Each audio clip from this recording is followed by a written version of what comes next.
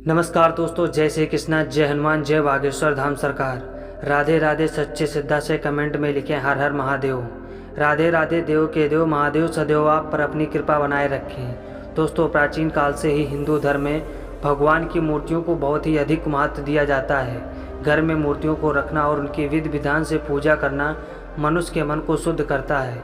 शास्त्रों के अनुसार भगवान की मूर्ति की नित्य पूजा आराधना करने से भगवान के प्रति विश्वास और श्रद्धा में वृद्धि होती है। जब हम अपने पूजा घर में भगवान की मूर्ति रखते हैं तो हमारा मन भगवान की ओर केंद्रित हो जाता है और हम एकाग्रता के साथ भगवान से जुड़ जाते हैं। इससे हमारा मन और मस्तिष्क किसी जलाशय के बाद शांत हो जाता है और हम ईश्वर की भक्ति में लीन हो जाते हैं।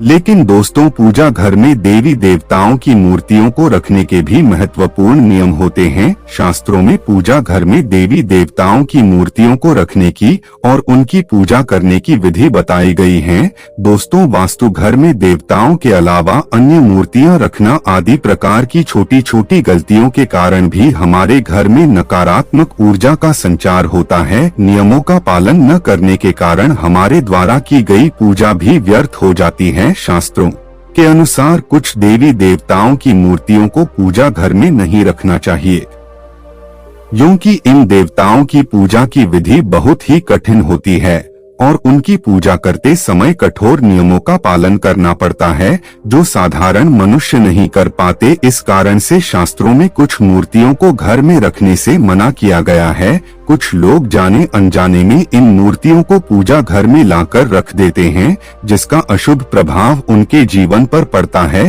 कुछ देवी देवताओं की पूजा तंत्र साधना तथा अघोरी विधियां से की जाती है और तांत्रिक पूजा हम अपने घर में नहीं कर सकते, इसीलिए इन मूर्तियों को घर में कभी नहीं रखना चाहिए। साथ ही वास्तु शास्त्र के अनुसार देवी देवताओं की मूर्तियों को घर में रखते समय उनके स्वरूप का भी ध्यान रखना आवश्यक होता है। प्रत्येक देवी देवता को एक विशिष्ट रूप में ही पूजना चाहिए, तभी उसका लाभ प्राप्त होता है। आज हम जानेंगे कि हमें पूजा घर में किस प्रकार की मूर्तियों को नहीं रखना चाहिए, कौन सी मूर्तियां अशुभ फल देती है और कौन सी मूर्तियां शुभ फल देने वाली होती है। साथ ही जानेंगे कि वास्तु शास्त्र के अनुसार पूजा घर कैसा होना चाहिए, पूजा घर की सही दिशा कौन सी है और पूजा घर में पूजा करते समय कौन से महत्वपूर्ण नियमों का पालन हमें करना चाहिए। घर में नियमित रूप से पूजा पाठ करने से घर में खुशहाली आती है और घर की सारी नकारात्मकता भी दूर हो जाती है।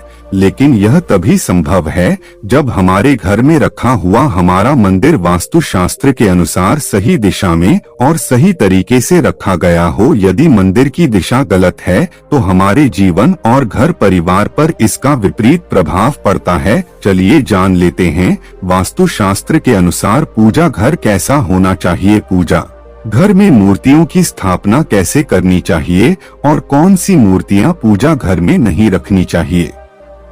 दोस्तों, वास्तु शास्त्र के अनुसार पूजा घर का एक निश्चित स्थान और दिशा होती है। वास्तु के अनुसार पूजा घर हमेशा ही ईशान दिशा में बनवाना चाहिए। ईशान दिशा अर्थात पूर्व और उत्तर के मध्य की दिशा, क्योंकि इस दिशा में सर्वाधिक सकारात्मक ऊर्जा होती है। इस दिशा में पूजा घर बनवाने से और पूजा पाठ करने से अत्यधिक शुभ फल प्राप्त होते हैं। वास्तु शास्त्र के अनुसार पूजा घर हमेशा स्वच्छ रखना चाहिए। पूजा घर में टूटा फूटा सामान, पुराने कपड़े, पुराने बर्तन और चमड़े से बनी चीजें आदि नहीं रखनी चाहिए। इसका पूजा घर की ऊर्जा पर नकारात्मक प्रभाव पड़ता है। पूजा घर में सदैव ही दीपक जलाए रखना चाहिए। नित्य शाम के समय पूजा घर में एक दीपक जरूर जलना चाहिए। इससे पूजा घर में सकारात्मक ऊर्जा बनी रहती है।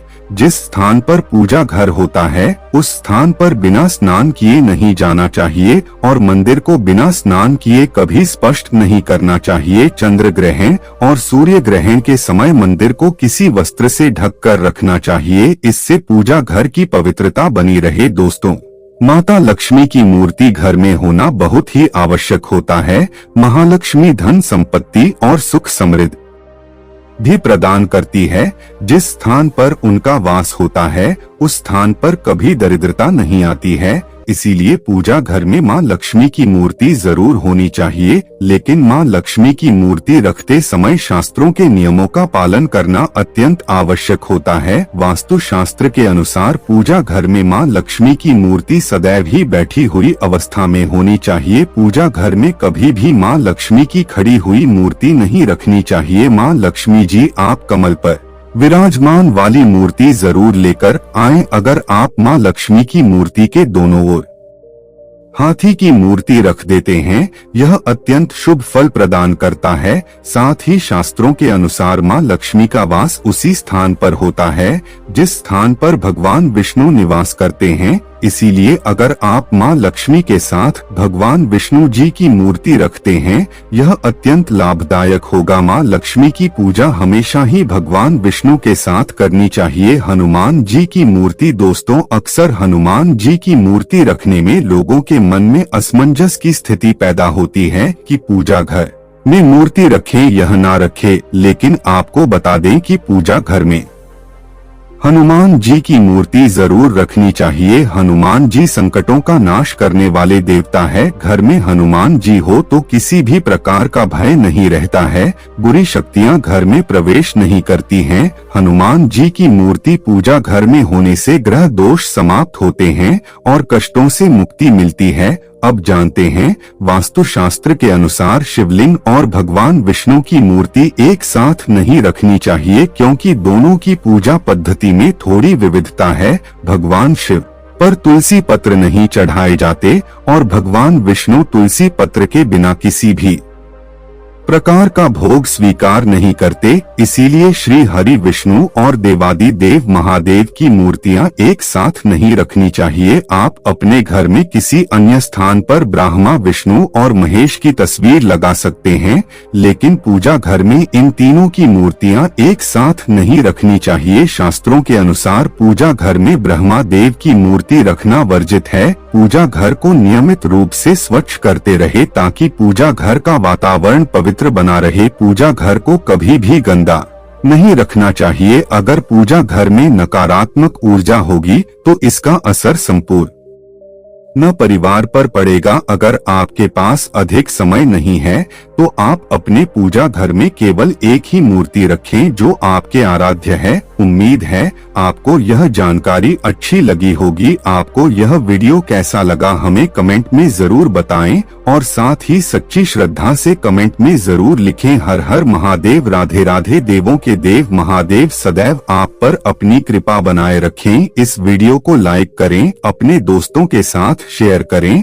और हमें सब्सक्राइब करना ना भूलें। उम्मीद है आप सभी को यह वीडियो बहुत अच्छी लगी होगी। यदि वीडियो अच्छी लगी हो तो कृपया वीडियो को अपने दोस्तों के साथ शेयर जरूर कर दें। इससे हमारा मनोबल बढ़ता है ताकि हम आप लोगों के लिए ऐसे ही ज्ञानवर्धक वीडियो लेते रहे और आपको प्रेरित करते रहे कि आप भगवान के प्रति अपना विश्वास बनाए रखें। इससे भगवान प्रसन्न होकर आपको हर क्षेत्र में उपलब्धि हासिल कर आएंगे और आप वह मुकाम हासिल कर पाएंगे जो आप अपने जीवन में करना चाहते हैं। तो आप हमारी वीडियो को बहुत ध्यान से सुने और आगे आने वाली वीडियो को भी इसी तरह सुने। और यदि आपको यह वीडियो अच्छी लगती है तो कृपया वीडियो को लाइक, चैनल को सब्सक्राइब और अपने दोस्तों के साथ वीडियो को शेयर करें। इससे हमारा मनोबल बढ़ता है और हम आप लोगों के लिए ऐसे ही ज्ञानवर्धक वीडियो लाते रहते हैं।